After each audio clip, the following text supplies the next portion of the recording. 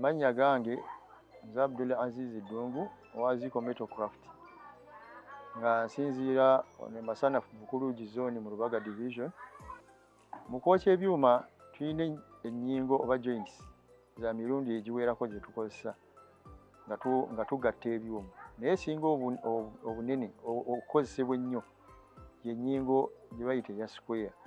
Ng'olwaleero gye ŋŋenda okubalaga ngeri ki gye tugigattamu oba gye tugisalamu n'ebyo bye tukozesa nga tugisala. Bino wammanga bye twetaaga nga tukozesa mu kugatta ennyingo ya square. Twetaaga pipe entereevu oba angola oba ekyuma kyonna kye tugenda okukozesa mu kusala. Twetaaga square yennyini gye tukozesa mu kusala ennyingo ezo mu ngeri yonna gye tuba twagadde oba mu butereevu oba mu square. Ne twetaaga ne scriber akakozesa ng'akasaza akamaakinga mu buwanvu osazeewo okusalira. Then ne tusembyayo n'omutego gwennyini oba hacksaw gye tukozesa okusala ekitumaze okupima oba gye twetaaga mu kukola kye twagala okukola, wamu ne vice gye tukozesa mu kukwata ekyuma kyonna kye tuba tugenda okusala. Ekisooka, kwata ekyuma ekyetaagibwa okusala, kwata okisibe mu vice, bw'omala okisibe okakase nti kinywedde bulungi tekiriimu kutagala kwonna. Ekiddako okufuna square ne scribe oba ke bayita akasaza. Nebeera 45 degrees.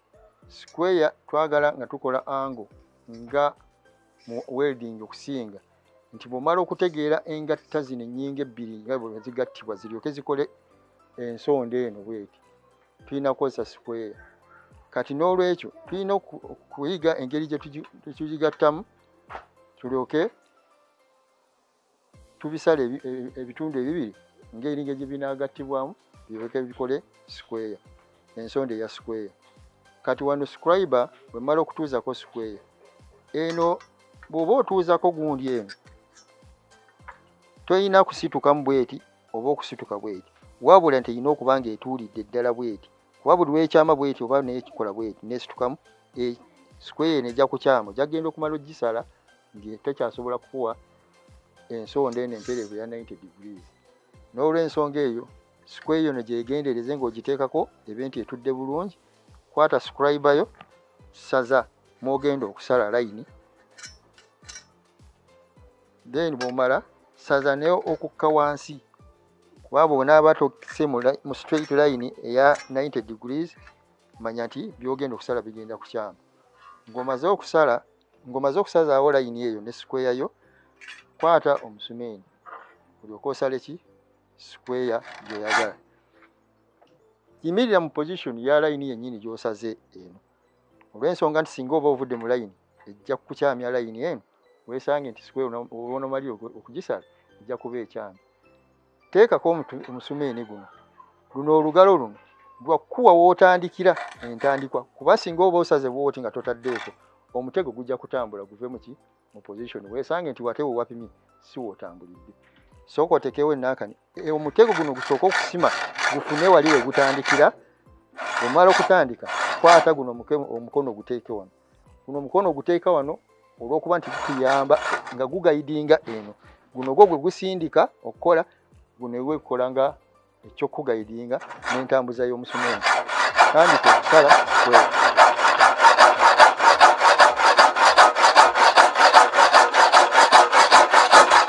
Bw'otuuka wano tunuulira nti omutego guno gw'osala gugenda kukka nga guserengetera mu line eri gye wasaze ekka wansi, kubanga singa ekyama nedda eno oba nedda eri, ekitegeeza nti eno gundi eno gy'osaze ejja kuba nga tesobola kukola square gy'oyagala.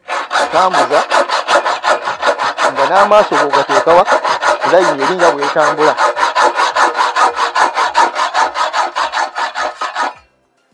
Bw'omala okukwata square eno, kati ekiddako funa tape measure, opime obuwanvu bw'ekyuma ky'obadde oyagala mu kupima mu kusala wali. Sumula ekyuma kino, kyusa omugongo gwa square no gutunulewa wansi. Wano kikikola bwe nti olw'okuba nti bw'oteekako tape measure eno akantu kano kalina okuba nti kalobye muno. Kati wano kakwanguyira mangu okuba nti bw'ogenda okupima bw'oti okusibuka tape measure kajja kuwa ekipimo kyennyini nga temulimu kibuzeemu oba kyeyongeddemu. Kati pima. Bwe tuba nga tugenda kusala inches 5.5. Kati kano ka scribe kajja kuyamba okupointinga wennyini wali awali inches twagala okusala. Teekawo obupointi bubiri obunaakuwa nti wano wennyini we busonze wewe wennyini olina okukola ki okusala. Kati sumuulula ekyuma kino kijjeemu kikyuse okiteekewa okikyuse okizze sayidi. Kati neeno sooka osaze oteeke square wali watadde bupoint. Sazaawo mu butereevu. Naye era bw'oba opima wano era akalayini kano square era tekukyamako okukola bweti oba okusituka bweti. Erina okuba nga yennyini etudde. Kati saza n'akani eno kubanga era bw'ona obusala eno layini bweti n'eno layini gy'osazizza bibenga era nga bikwatagana ne square eno nga bwe yakula bweti. Sala ne layini eno eya wansi gy'osazizza ekke wansi. Bw'omala teekawo genderera nti square eri gye nasazizza eno etunudde wansi bweti. Ekitegeeza nawe bwe naaba ngenda okusala naye yenna okubanga ikoze eki ng'etunudde mu position y'emu. Kuba ate bwe gitunuze eno bw'onoogenda okubigatta bijja kuwa kintu kirala nnyo. Siba vayisi awantu w'ogenda okusala walina okuba nga at least weereseeyo nga inches nga 3 oba 2 okuva ku vayisi. Toteeka nnyo wala ate togiriraanyisa nnyo wala kubanga omutego gulina okuba nti tegulina kukwata ate ku vayisi. Nyweza kyokola kyosiba. Ddamu kati olaba nti square eno nga bw'ogisaze ng'etunudde bwenu. Kiba kitegeeza n'eri gy'ogenda okusala naye erina okuba nga etunudde nga zitunuluganye bwe bati. Kati wamaze dde okufuna obuwanvu wali wasazizza layini teekawo ng'osala square yo nga bw'eri. Ero oteekewo ne layini guideline enegenda okussa wansi omusumeeno obutakukyamako okola nsobi ndala. Sazaawo layini eno. Bino biwummuze wansi. Kwata omutego gwo. Engalo yaffe ekyetaagisa okuwa entandikwa w'onoosalira okutambuza omusumeeno guno tandika okusala square.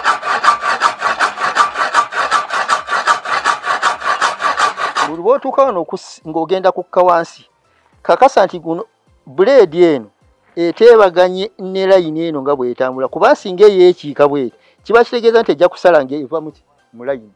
Ekijja kutegeeza nti ekintu ky'osala kijja kukyama. Kati bwe mala okumakinga sure oba n'okakasa nti ddala buleedi eno eri mu malayini y'emu kati genda ng'okka wansi ng'omakinga sure nti omutego gutambulira mu layini eri giwasaze ng'okka wansi. Sala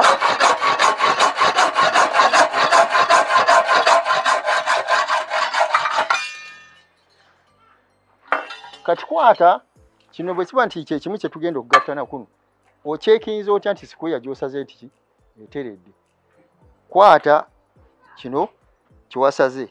Kati jjukira nti eno twasaze 45 degrees oba degrees 45 n'eno ziri 45. Bwe tulaba tuzigatte zirina okuba tuwa 9.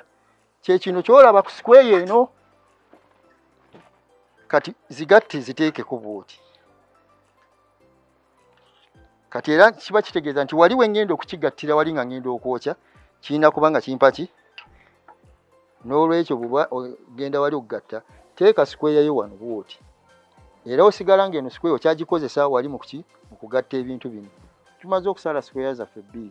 Twagala tugatte ensonda 2 eza square zetugase ziryoke zituwe shape ya square eno nga bw'ogiraba. Kati kwata ebyuma ebyo bibiri biteeke tubiteeka kuno ku kyuma olw'okuba nti kye kiriko arc wire connecting amasannyalaze gabe nti gagatta positive ne negative. Teeka wateekwa okuba nga surface at least ng'eri flat etakutaataaganye okuva mu position. Kwata ensonda eno teeka n'akani luno lukwate ensonda eno zibe nga zikwatagana bwe ziti.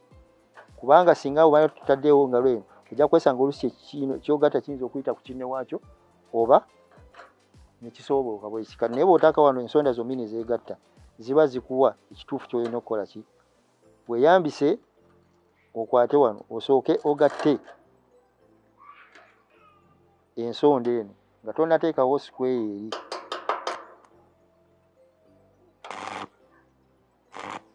Kati ka sport ako okateekako kasooke kagatte bino ebyuma olyoke oddire square okwate square giteekeko osobole okulaba nti ofuna square entuufu nga tonnakwasa sport side endala ey'okubiri. Kwata square eno giteekewo za ekyuma kino mpaka lwolaba nti kiri mu layini emu naki negundi eno ne square eno.